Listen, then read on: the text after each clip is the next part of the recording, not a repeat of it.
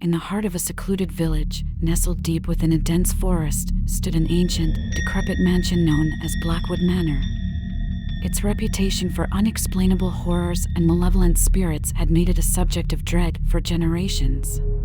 For years, the villagers had avoided the mansion like a plague, too afraid to even speak its name after dark. One stormy night, a group of friends on a dare decided to spend a night inside Blackwood Manor. Their bravado was fueled by teenage recklessness, and as they stepped through the creaking front door, a chill settled in their bones. The air inside was heavy, laden with a sense of impending doom. As the night deepened, the group huddled together in the dim candlelight of the main hall, their nervous laughter masking their true unease. One of them, a musician named Ethan, carried his old violin with him. Looking to break the tension, he began to play a haunting melody that echoed through the mansion's halls. The music seemed to conjure a response from the very walls themselves.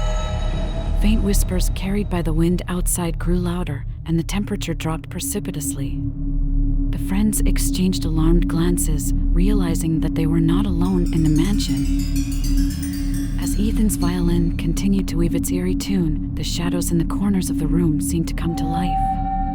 They danced and writhed, taking on shapes that defied reason. The friends watched in horror as the shadows coalesced into the form of a woman, her spectral figure glowing faintly in the darkness. The melody grew more frenzied, and the ghostly woman began to mimic Ethan's playing, her translucent fingers dancing over strings that weren't there. The air crackled with energy, and the friends felt as though they were trapped in a nightmare.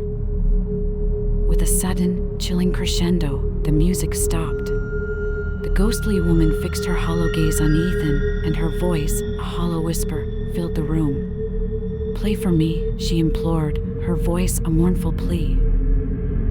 Ethan's heart raced as he nodded, his fingers trembling as they gripped the bow. He played a mournful lament, pouring his fear and unease into the notes. The woman's form wavered, as if the music had granted her a moment of release from her spectral torment. Just as Ethan finished playing, a brilliant flash of lightning illuminated the room, revealing a long-forgotten piano against one wall. Its keys were streaked with dust and decay, but there was an undeniable beauty to its tarnished form.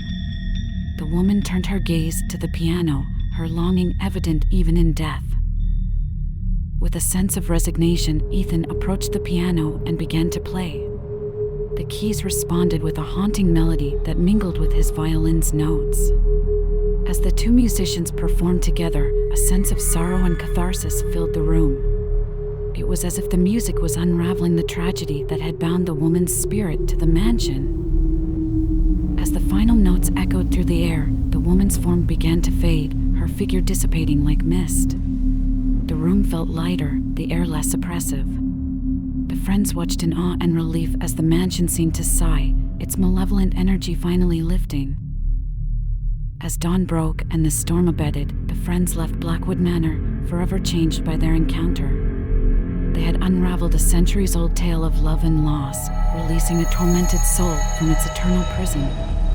And as they walked away from the mansion, they couldn't shake the feeling that they had witnessed something beyond the realm of the living, a supernatural symphony that had played out in the heart of the night.